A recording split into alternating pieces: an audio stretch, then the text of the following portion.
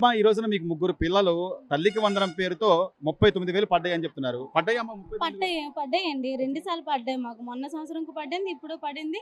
అంటే దగ్గర దగ్గర 78,000 పడ్డాయి మాకు. బాగుంది. చాలా చాలా అంటే బాగుంది సార్. చిన్న చిన్న ఉద్యోగాలు చేసుకునే వాళ్ళు, చిన్న చిత్తగా పనులు చేసుకునే వాళ్ళకి ఈ డబ్బులు ఎంత ఉపయోగపడతాయి? చాలా అవసరం పడుతుంది సార్. అసలు బట్టలు, పుస్తకాలు కొనుక్కునే వాళ్ళమి.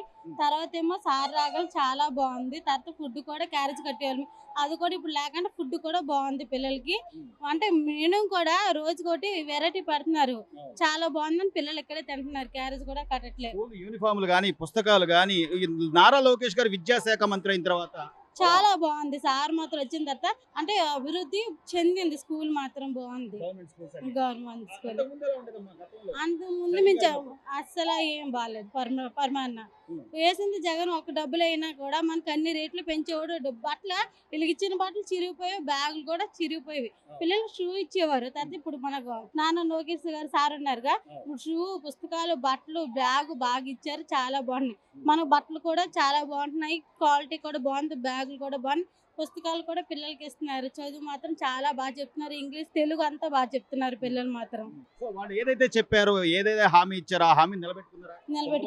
నిలబెట్టుకున్నారు. లోకేష్ గారు నిలబెట్టుకున్నారు. సంతోషమేనమ్మా? సంతోషమే. ఎలా ఉంది అంటే స్కూల్ పిల్లల్ని అంటే గవర్నమెంట్ స్కూల్ పంపించడం ఎలా అనిపిస్తుంది? చాలా బాగుంది. ప్రైవేట్ స్కూల్ కన్నా మన గవర్నమెంట్ స్కూల్లో బెస్ట్. మీ ముగ్గురు పిల్లలకు పడ్డాయి. మా ముగ్గురు పిల్లలు పడ్డాయి. ఎంత పడ్డాయి?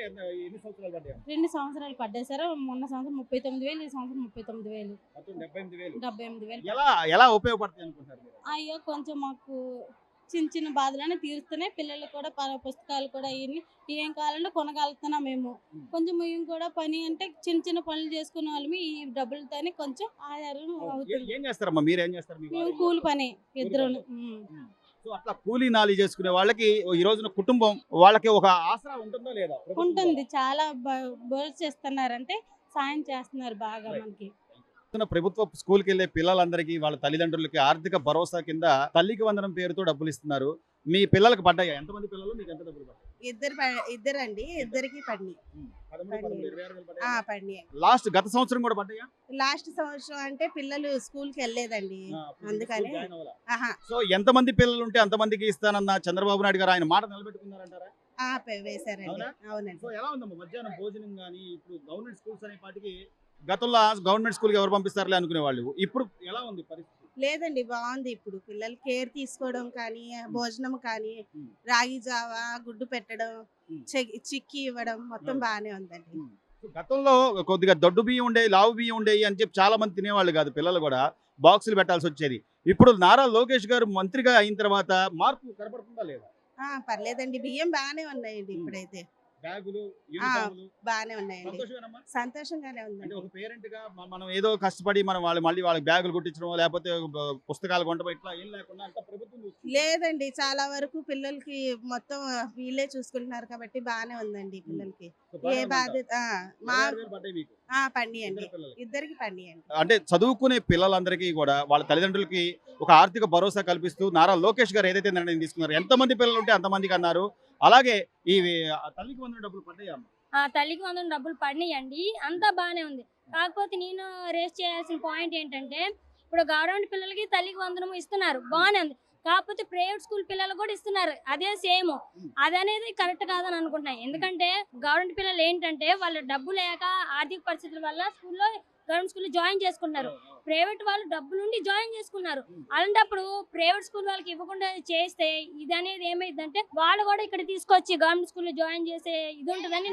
ప్రభుత్వ ప్రైవేట్ అనేది లేదమ్మా. దాదాపుగా ప్రైవేట్ స్కూల్స్ లో మాత్రమే చూసేవాళ్ళం మనం ఈ మెగా పేరెంట్ మీట్ అనేది. ఇప్పుడు మెగా పేరెంట్ మీట్ అని కానీ, లేకపోతే వాళ్ళకి ఇస్తున్న యూనిఫామ్లు కానీ, పెడుతున్న ఫుడ్ కానీ కార్పొరేట్ స్కూల్స్ కి ఏమాత్రం ఇది లేకుండా. అవునండి, అంతా బాగుంది. కాకపోతే ఏంటంటే ఆయన ఎంత చేస్తున్నాడు అనేది మాకు తెలుసు. ఆయన ఇంకా బాగా అప్పుడు మీద ఇప్పటికి బాగా డెవలప్మెంట్ చేశాడు.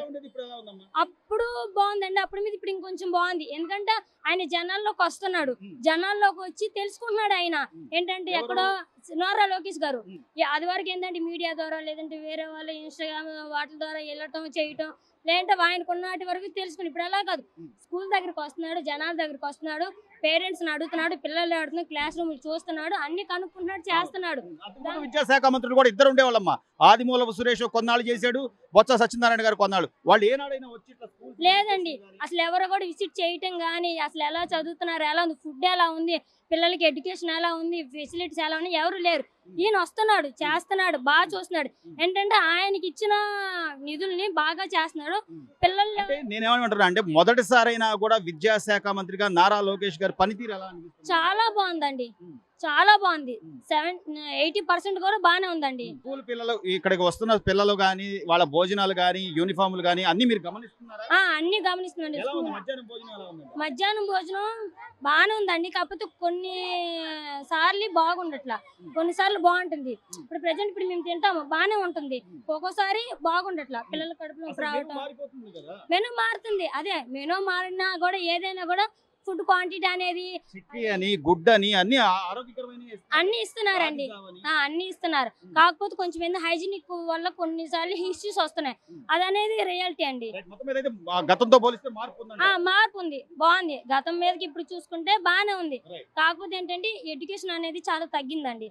అంటే ఆయన పెట్టింది వీళ్ళు పాటించట్లేదు. అమ్మ, ఇంతకు ముందు మీ పిల్లలు ఒక ప్రైవేట్ స్కూల్లో చదువుకునే వాళ్ళు, ఇప్పుడు గవర్నమెంట్ స్కూల్ నాణ్యత గానీ ప్రమాణాలు పెరిగాయి, దానివల్ల మీరు మళ్ళీ గవర్నమెంట్ స్కూల్ కి తీసుకొచ్చారని చెప్పి తెలిసింది.